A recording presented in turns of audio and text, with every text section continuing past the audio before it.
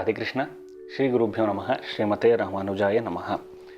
Welcome to Thirukkolur Penpillai Rahasyam episode number 66. Pride, hypocrisy, egoism.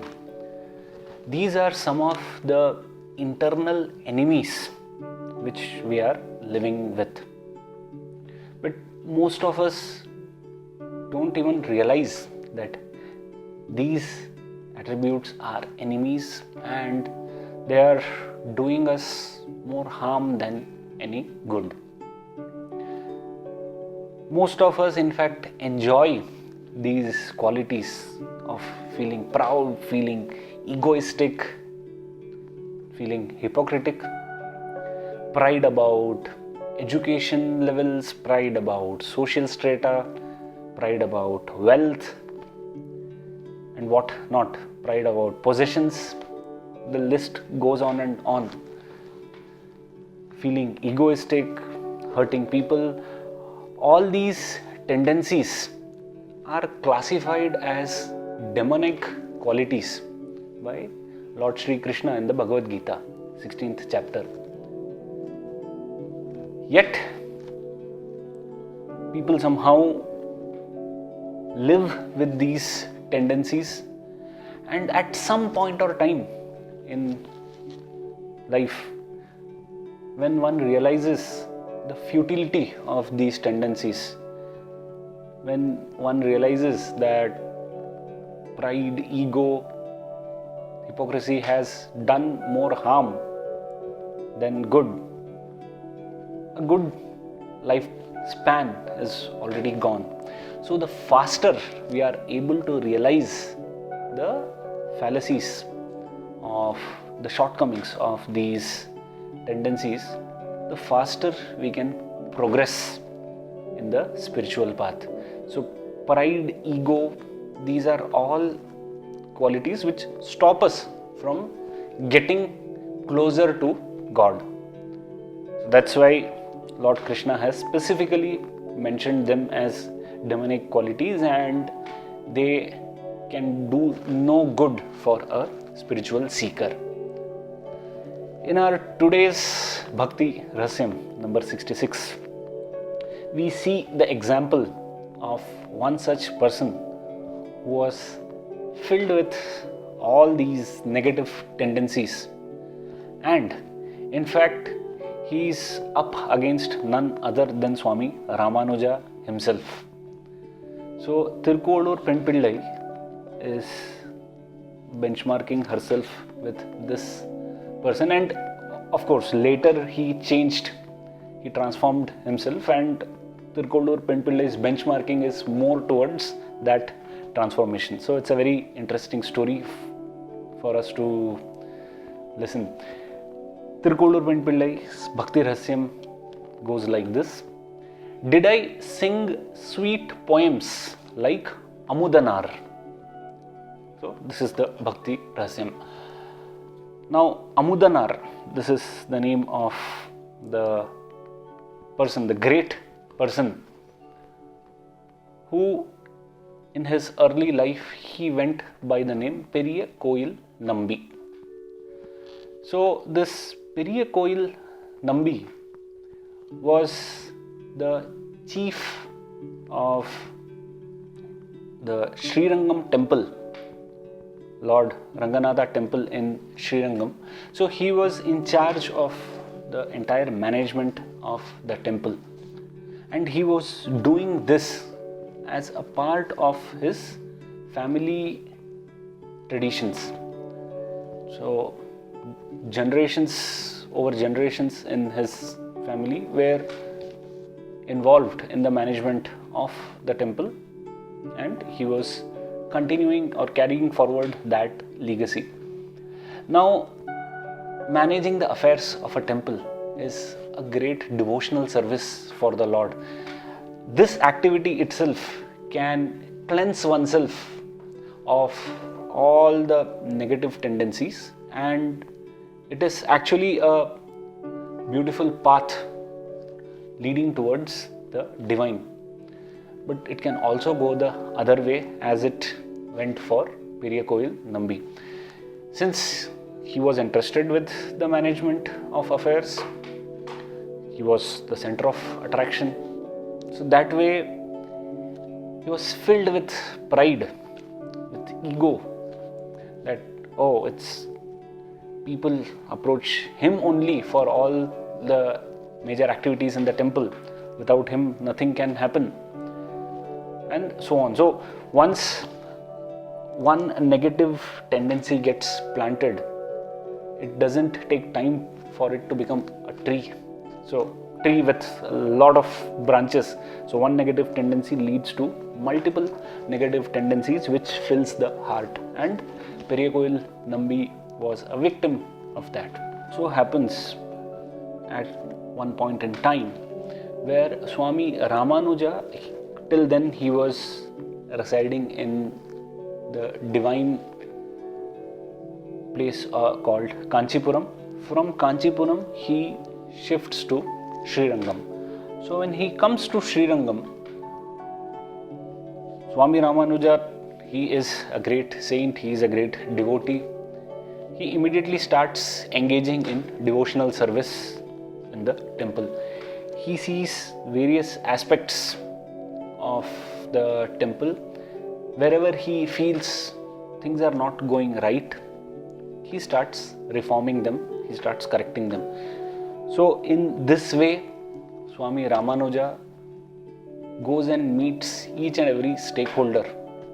Like say, the person who is doing flower garlanding service for the Lord. Swami Ramanuja goes and meets him as well. He motivates him, saying that this garlanding service is one of the greatest services for the Lord, and how the person who is doing the service should do it with more bhakti, with more devotion. Swami Ramanuja goes and meets the people who are doing the duty of washing the Lord's robes, Lord's clothes. He motivates them, saying that they have the greatest opportunity of devotional service by washing the robes of the Lord, ultimate superior Lord himself. He goes and meets the people who are in charge of guarding the temple, the security guards. He goes and talks to them as well, that they have the greatest opportunity of guarding the Lord, who himself is the ultimate guardian of the universe. So saying this, motivating people to do their works, their duties even more sincerely, he corrected their flaws and helped them to do their duties even in a much better manner. So in this way, he was going and engaging with each and every service provider, devotional service provider in the temple. Now, this very much highlights the principles of inclusivity and equality practiced by Swami Ramanuja thousands of years back.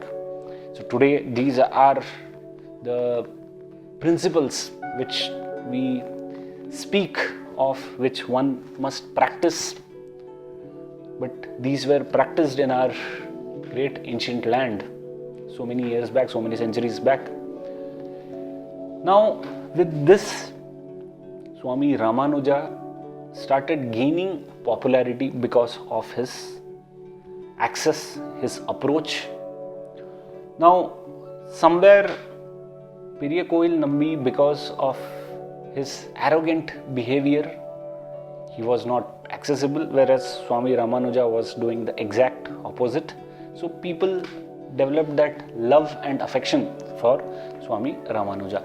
Now, Periyakoil Nambi, out of jealousy, one of the negative tendencies, one of the negative branches, he couldn't bear this, that people were giving so much love and respect to Swami Ramanuja. So he started creating a lot of interference in whatever Swami Ramanuja was doing.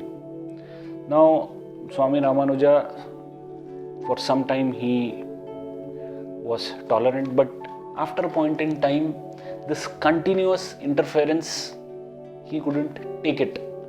So he prayed to Swami Ranganatha that Periyakoil Nambi was creating disturbances in whatever good works he was trying to do. So he asked for the Lord's consent to dismiss Periyakoil Nambi from his service and relocate him to some other function within the temple. But the Lord came in Swami Ramanuja's dreams and he said that Periyakoil Nambi and his ancestors have been doing this service of management of temple affairs for generations over generations. So it was not possible for the Lord to dismiss Periyakoil Nambi.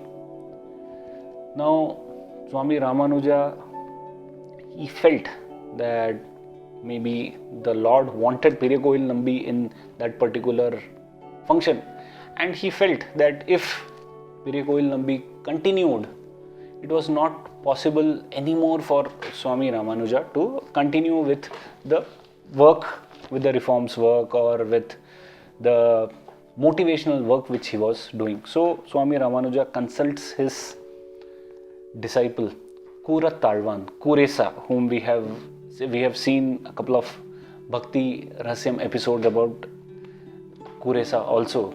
So Swami Ramanuja consults Kuresa, saying that this is what I prayed to the Lord. The Lord is hesitant, and if Periyakoil Nambi is here, we will not be able to carry our works. So let us move back to Kanchipuram. Here Kuresa humbly submits to Swami Ramanuja that if the Lord is behaving in this way, he may want to reform Periyakoil Nambi through Swami Ramanuja. So maybe it was, though Kuresa contradicts Swami Ramanuja, he humbly puts it forward that we should give some more chance to Periyakoil Nambi. To which Swami Ramanuja says, if you are confident, O Kuresa, that Periyakoil Nambi is going to change, then I entrust this responsibility to you to bring that change within him. That way, yes, we will see if that was the Lord's true intent.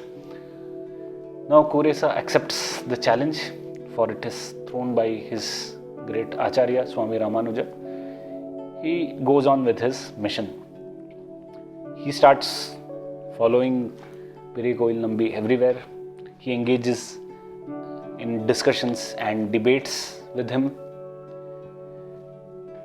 Periyakoil Nambi, because of his arrogance, he rejects Kuresa, he insults him. Yet Kuresa is someone who will not be bowing to all these pressures.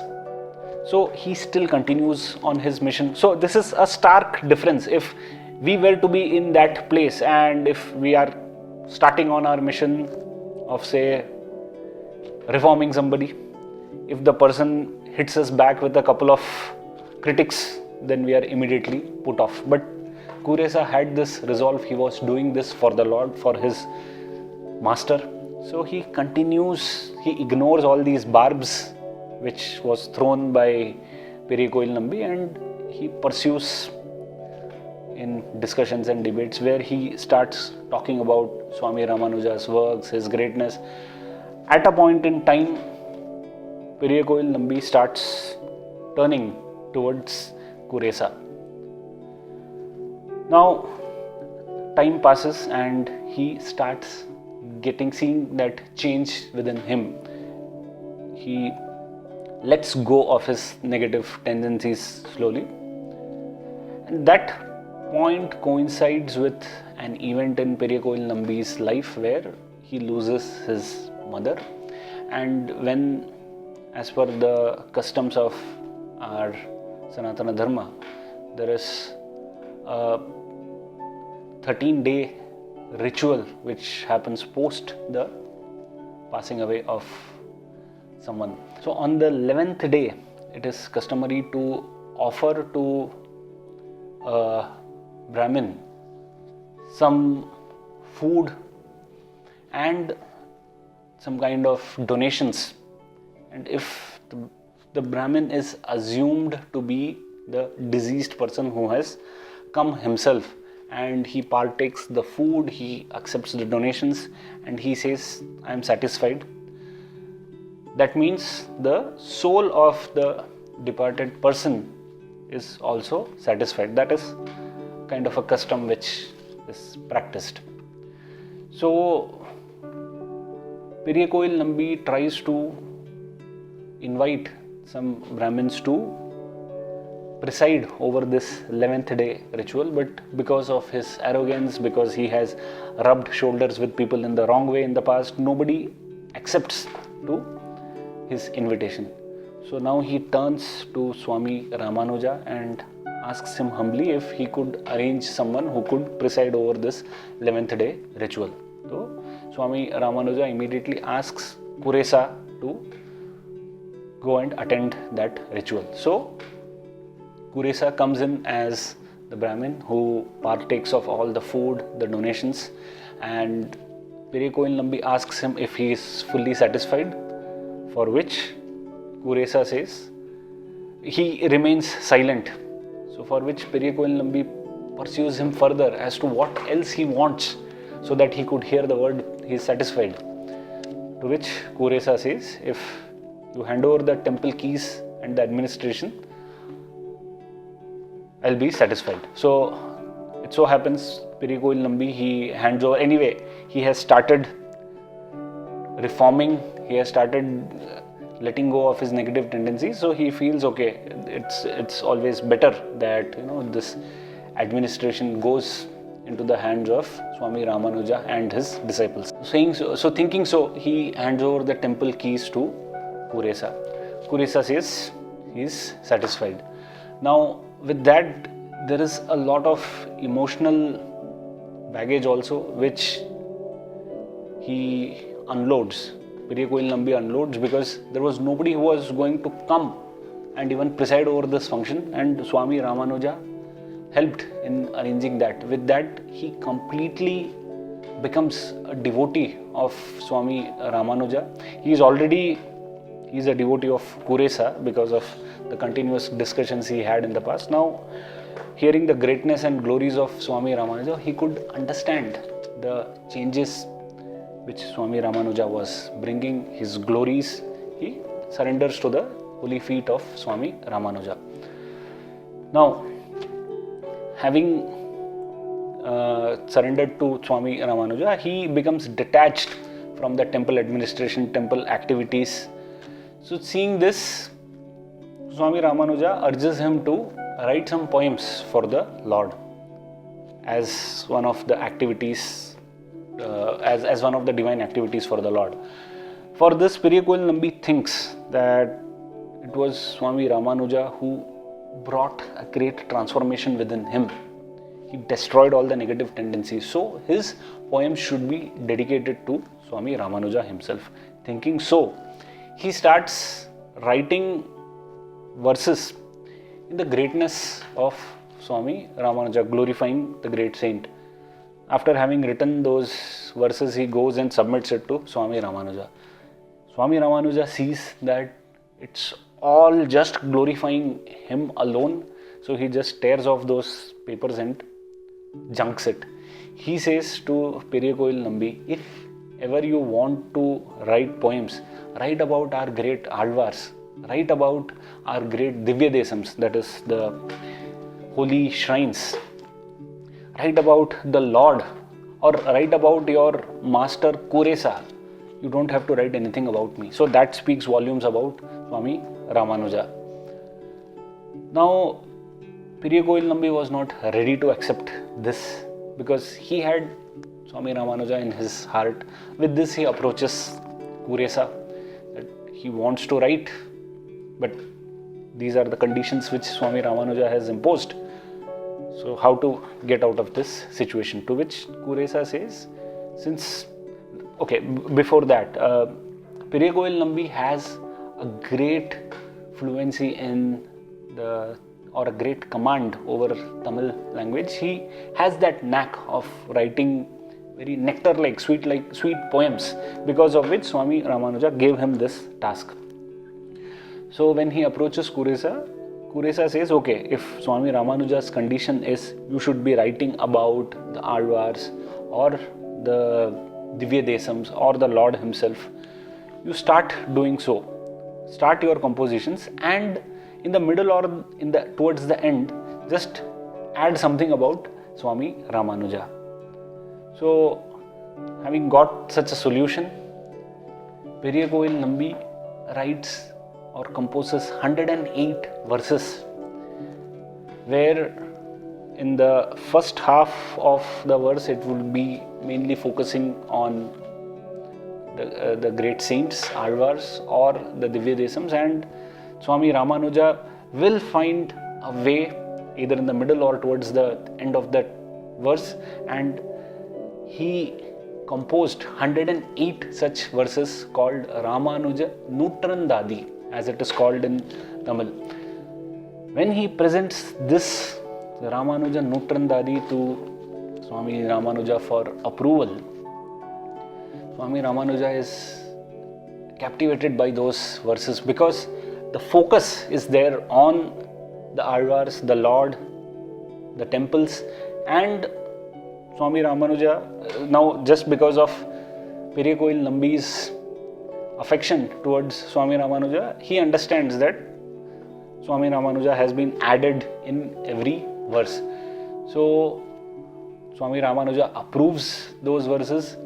He is renamed, Periyakowil Nambi is renamed as Thiruvarangath Amudanaar. Amudanaar is one who composes sweet poems, and Thiruvarangam is an ancient name for Sri Rangam. So Thiruvarangath Amudanaar, that is how he gets his name. And this Ramanuja Nutrandadi is such a powerful composition that today it is a part of the 4000 Divya Prabandhams, Nalayir Divya Prabandham, which is the literature which is highly revered mainly by Sri Vaishnavas, and it is sung in most of the households. So Ramanuja Nutrandadi is also a part of it, and it is said that even if no other verse is sung, a devotee would definitely sing this Ramanuja Nutrandadi 108 verses. So such is the greatness of this composition. Now Thirukkolur Penpillai is catching this particular aspect of Amudanaar, that is Periyakowil Nambi in the past. She says, did I compose sweet nectar-like poems like Amudanaar? How he was in the past, holding his negative tendencies, how he transformed himself to such an extent that he wrote such a great composition. Now this was all possible only because of the level of devotion he had, the level of commitment he had. No doubt it was Swami Ramanuja, Swami Kuresa's efforts to reform him, but he looked forward for those, he took those in the positive spirit and reformed himself to such an extent that he went on to compose a magnum opus. So this is her benchmarking and the content of our Bhakti Rahasyam. So what we learn from here is everyone has an Amudanaar within him. That is, everyone has a Periyakowil Nambi sitting within one's heart. All our egos, pride, hypocrisy, these actually prevents us from giving our best in whatever field we are in.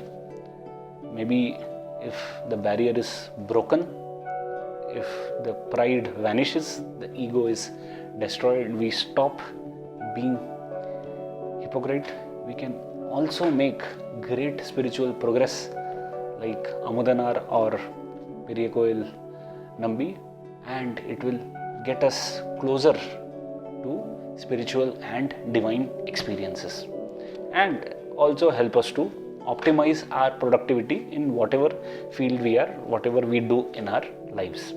So that was the content of our Bhakti Rahasyam number 66. Stay blessed, stay devoted, and stay tuned for our next Bhakti Rahasyam. Radhe Krishna, Shri Gurubhyo Namaha, Srimate Ramanujaya Namaha.